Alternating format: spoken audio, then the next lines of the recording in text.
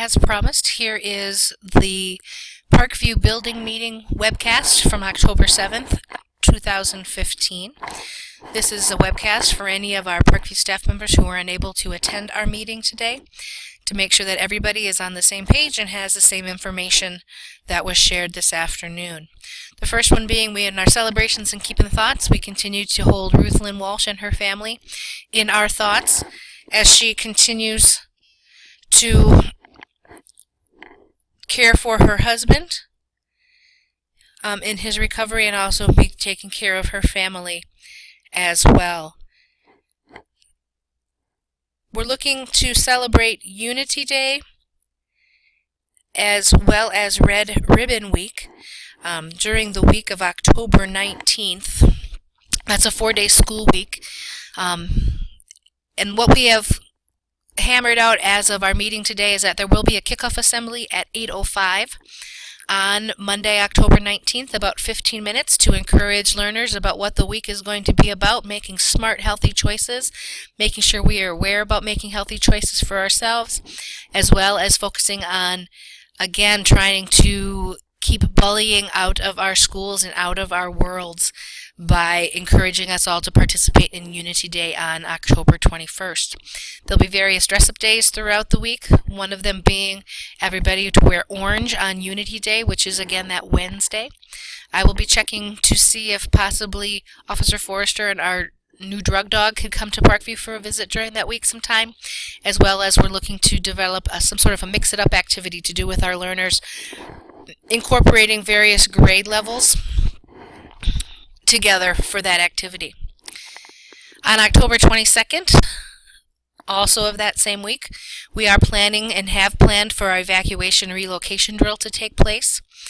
If you are new to Parkview, or if your cell phone number has changed since last year, if you could please just send me an email with your cell phone number in it. I will not be sharing it with people, but I will be keeping it in my cell phone. I'm going to create a group so that I can send one large group text out to all of our Parkview staff members in the event that I need to do mass communication with all staff. Having a text group is the easiest way for me to do that. Other things that you will find, we do have a buddy list that has been created. Please take a look at this buddy list. We know that there are going to be some changes that will need to be made, and we have to also take into account for any of our shared staff who may be in one building for only in one building for part of a day, and then moving on to make sure that we've got coverage to help support those classrooms in the event we actually do have to relocate to a new site. We also have a map of where the buses will pick up our students and teachers in the event of an evacuation and then leading into a relocation. So please take a look at this map. There are some possible changes that may occur, including having some of the buses pick up some of our groups of learners right here along Walnut Street as they evacuate right straight off of the Brickyard Lane to one block over. Conversations will take place with the police officers and our transportation director, and we'll determine if this is a better location for some of those buses to come. Also, conversation was had with regards to the first graders having to leave through the playground area, through a fence, and then along the outside edge of the fence to safety, and concern being if we were to indeed evacuate during the wintertime, would this be a feasible path for us to take? So there's still discussion to be had with regards to that. The other item that is here is the map once we do relocate to the pavilion where we will be assembling classrooms, and there is this upper level diagram of the pavilion where we're going to enter in, and then along with where each one of the grade levels and classrooms will then be seated.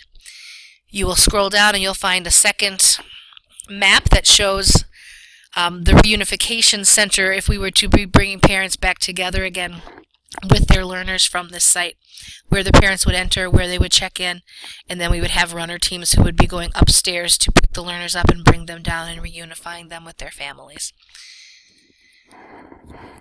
Again, I will be creating a mass text group so I can communicate with everyone. Anne is going to be updating class lists Please make sure that you have go envelopes are ready to go and in a handy location. Most teachers are keeping them on the backs of their doors. We will be sending some registration forms home on Friday.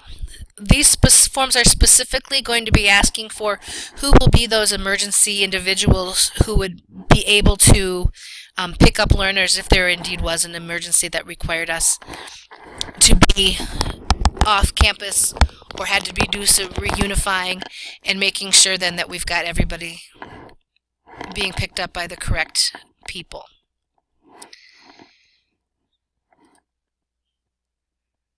We spoke briefly about what RTI is going to continue to evolve into at Parkview. Right now we are going to keep with the status quo and make adjustments based on further conversation. We did ask and had conversation with regards to seclusion and restraint.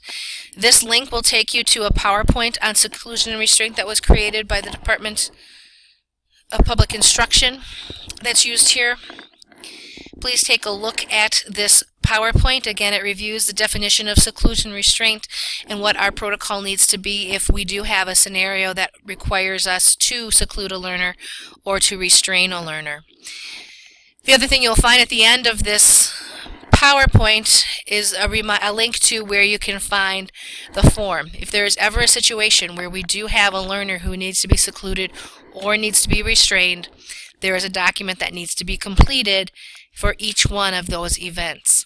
You'll find that and access that template either by going through the school's Moodle, and you will find a seclusion and restraint link there to get you to the template, or you can go into Google Templates.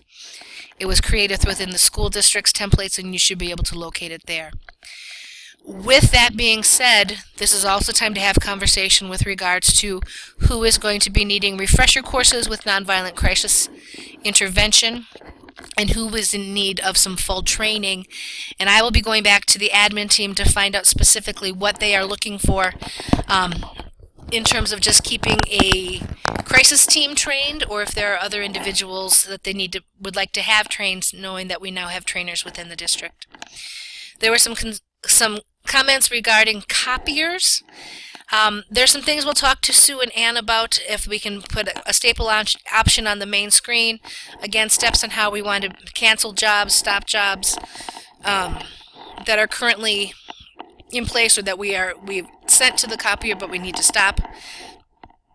One request that was made is that if any teachers are printing from their classroom or work area, if you could please use the MSD Secure printer option. Then you can send it to that printer, but it will not print off until you're physically at the copy machine. You can enter your code, and then you can select the jobs that are waiting there in the queue for you to print. And at that point, once you're standing physically at the machine, you can have them printed. What this will do is allow for others to complete tasks at the printer without them being interrupted. Currently what's happening is a teacher might be physically at the machine doing a print job, and their print jobs are getting interrupted by other jobs that are coming and being sent from classrooms and classroom computers. So if you can please use MSD Secure, that should alleviate those interruptions and keep the copiers moving smoothly. And the final was discussion about report cards. Since we've moved to Reader's Workshop versus a daily 5, a different type of note to be sent home to families at this first quarter will be a half sheet that will include what the learner's independent reading level is, how they are doing with regards to stamina, how are they doing with their ability to pick a good fit book, their ability to read to self. So please watch for a quick template to come out in the next day for those of you who are classroom teachers.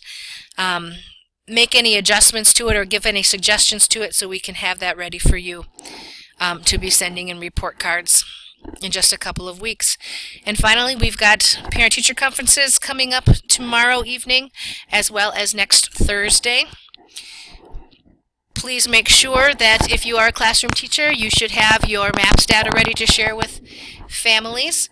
And looking forward to those 2 evenings where we get to have families in the building and continue to build those relationships with those families as we work with their learners. Thank you much. If you have any other questions regarding today's staff meeting, by all means, please make sure you contact me and let me know what things I missed or things that continue to need to be addressed. Thanks much.